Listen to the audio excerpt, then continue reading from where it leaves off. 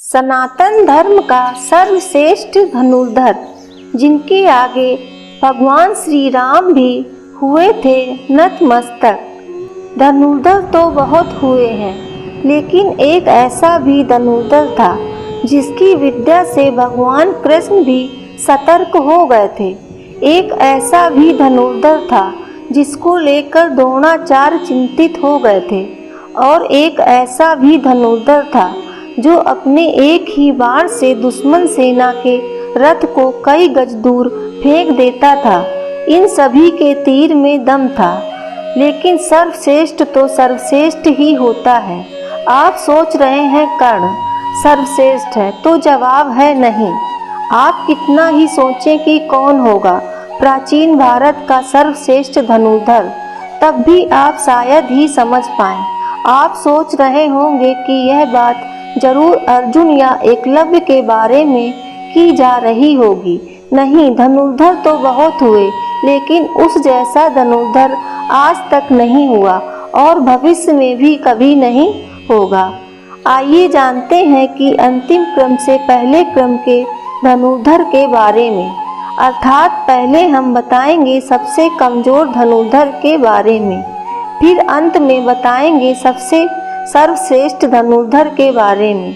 हालांकि सर्वश्रेष्ठ का चयन करने का अधिकार हमें नहीं है, हम तो बस उनकी शक्ति के बारे में जानकर ऐसा कह रहे हैं। प्रत्येक व्यक्ति के अनुसार सर्वश्रेष्ठ का क्रम अलग अलग हो सकता है। प्राचीन भारत में हुए हजारों धनुर्धरों में सर्वश्रेष्ठ कौन है? यहाँ प्रस्तुत हैं दुनिया के 8 सर्वश्रेष्ठ धनुर्धरों के बारे में संक्षिप्त जानकारी। तो पहले नंबर पर है अर्जुन। 5 पांडवों में से एक अर्जुन की धनुष विद्या भी जग प्रसिद्ध थी। गुरु द्रोण के श्रेष्ठ शिष्यों में एक थे अर्जुन। द्रोण ने अर्जुन को धनुष सिखाते वक्त वचन दिया था कि तुमसे श्रेष्ठ इस संसार में कोई धनुर्धर नहीं होगा। अर्जुन के धनुष की टंकार से पूरा युद्ध क्षेत्र गूंज उठता था।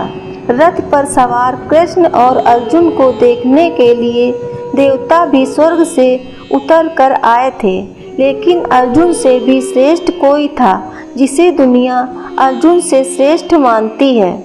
नंबर 2 है एकलव्य। गुरु द्रोण की मूर्ति बनाकर मूर्ति के समक्ष एकलव्य ने धनुष विद्या सीखी थी। गुरु द्रोण को जब इस बात का पता चला कि एकलव्य अर्जुन से भी श्रेष्ठ धनुष बाण चलाना सीख गए हैं, तो उन्होंने एकलव्य से पूछा कि तुमने ये विद्या कहाँ से सीखी? इस पर एकलव्य ने कहा, गुरुवर, मैंने आपको ही गुरु मानकर आपकी मूर्ति के समक्ष यह विद्या को हासिल किया था। इस बात पर द्रोण ने कहा कि तब तो हम गुरु दक्षिणा के हकदार हैं। एकलव्य यह सुनकर प्रसन्न हो गया और कहने लगा, मांगिए गुरुदेव, क्या चाहिए? द्रोण ने कहा कि तुम जिस हाथ से प्रत्यंचा चढ़ाते हो, मुझे उस हाथ का अंगूठा चाहिए। अर्जुन को दिए वचन की रक्षा के लिए उन्होंने एकलव्य से उसका अंगूठा मांग लिया था। नंबर 3 है कर्ण। वैसे तो महाभारत काल में सैकड़ों योद्धा हुए हैं, लेकिन कहते हैं कि युद्ध में कर्ण जैसा कोई धनुर्धर नहीं था। कवच और कुंडल नहीं उतरवाते तो कर्ण को मारना असंभव था। कर्ण के अर्जुन और एकलव्य से श्रेष्ठ धनुर्धर होने का प्रमाण यह है कि कर्ण के तीर की इतनी शक्ति थी कि जब वे तीर चलाते थे और उनका तीर अर्जुन के रथ पर लग जाता था, तो रथ पीछे कुछ दूरी तक खिसक जाता था। कृष्ण अर्जुन से कहते थे कि जिस रथ पर मैं और हनुमान विराजमान हैं, उसके इस तरह पीछे धकेले जाने से पता चलता है कि कर्ण की धनुर्विद्या में बहुत बल है। नंबर 4 है बर्बरीक। बर्बरीक महाभारत काल का सर्वश्रेष्ठ धनुर्धर था। युद्ध के मैदान में भीम पौत्र बर्बरीक दोनों खेमों के मध्य बिंदु एक पीपल के वृक्ष के नीचे खड़े हो गए और यह घोषणा कर डाली कि मैं उस पक्ष की तरफ से लड़ूंगा जो हार रहा होगा।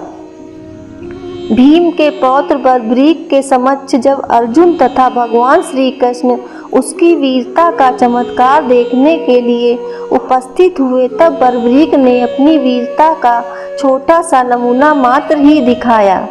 कृष्ण ने कहा कि यह जो वृक्ष है इसके सारे पत्तों को एक ही तीर से छेद दो तो मैं मान जाऊंगा। बर्बरीक ने आज्ञा लेकर तीर को वृक्ष की ओर छोड़ दिया। जब तीर एक एक कर सारे पत्तों को छेदता जा रहा था, उसी दौरान एक पत्ता टूटकर नीचे गिर पड़ा।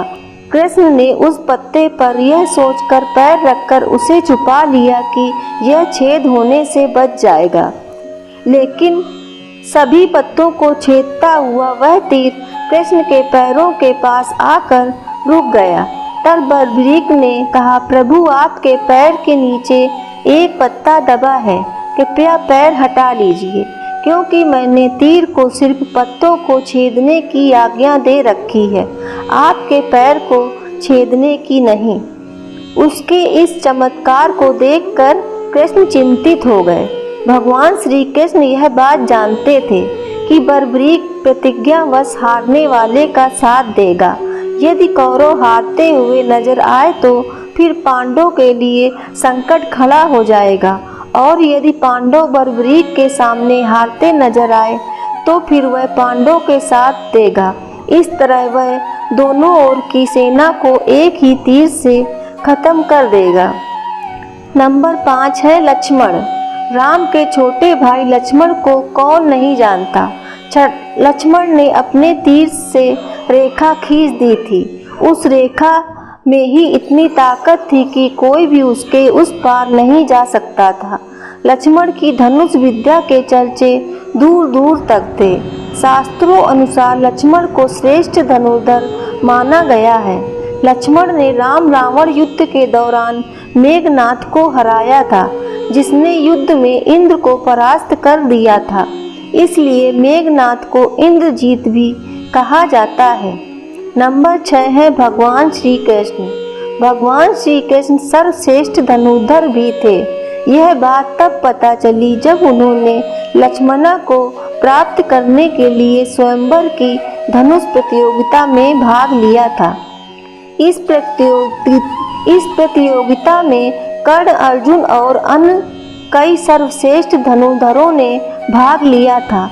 द्रौपदी स्वयंवर से कहीं अधिक कठिन थी लक्ष्मणा स्वयंवर की प्रतियोगिता।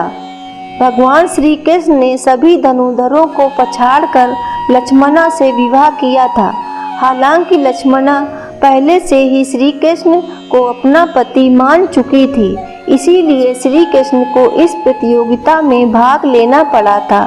श्री कृष्ण के धनुष का नाम सारंग था। नंबर 7 है भगवान श्री राम।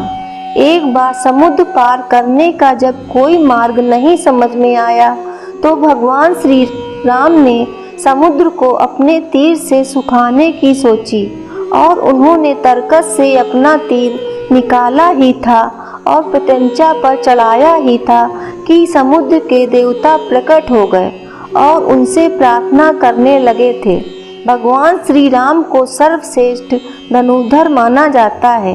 हालांकि उन्होंने अपने धनुष और बाण का उपयोग बहुत मुश्किल वक्त में किया था। अंत में अब आइए जानते हैं भारत के सर्वश्रेष्ठ धनुर्धर। तो भारत के सबसे सर्वश्रेष्ठ धनुर्धर हैं भगवान शंकर जी। संपूर्ण धर्म, योग और विद्याओं की शुरुआत भगवान शंकर से होती है और उसका अंत भी उन्हीं पर होता है। भगवान शंकर ने इस धनुष से त्रिपुरासुर को मारा था। त्रिपुरासुर अर्थात 3 महाशक्तिशाली और ब्रह्मा से अमरता का वरदान प्राप्त असुर थे। शिव ने जिस धनुष को बनाया था उसकी टंकार से ही बादल फट जाते थे और पर्वत हिलने लगते थे। ऐसा लगता था मानो भूकंप आ गया हो। यह धनुष बहुत ही शक्तिशाली था। इसी के एक तीर से त्रिपुरासुर की 3 नगरियों को ध्वस्त कर दिया गया था। इस धनुष का नाम पिनाक था। देवी और देवताओं के काल की समाप्ति के बाद इस धनुष को देवरात को सौंप दिया गया था। उल्लेखनीय है कि राजा दक्ष के यज्ञ में यज्ञ का भाग शिव को नहीं देने के कारण भगवान शंकर बहुत क्रोधित हो गए थे और उन्होंने सभी देवताओं को अपने पिनाक धनुष से नष्ट करने की ठानी। एक टंकार से धरती का वातावरण भयानक हो गया। बड़ी मुश्किल से उनका क्रोध शांत किया गया। तब उन्होंने यह धनुष देवताओं को दे दिया। देवताओं ने राजा जनक के पूर्वज देवराज इंद्र को दे दिया। राजा जनक के पूर्वजों में निमि के ज्येष्ठ पुत्र देवराज थे। शिव धनुष उन्हीं की धरोहर स्वरूप राजा जनक के पास सुरक्षित था। इस धनुष को भगवान शंकर ने स्वयं अपने हाथों से बनाया था। उनके इस विशालकाय धनुष को कोई भी उठाने की क्षमता नहीं रखता था, लेकिन भगवान राम ने इसे उठाकर इसकी प्रत्यंचा चढ़ाई और इसे एक झटके में तोड़ दिया। प्रभु श्री राम की जय। होई है वही जो राम रचि राखा, को कर तर्क बढ़ावहि साखा। जय श्री राम। श्रीमन नारायण नारायण हरि हरि। श्री राम जय जय राम।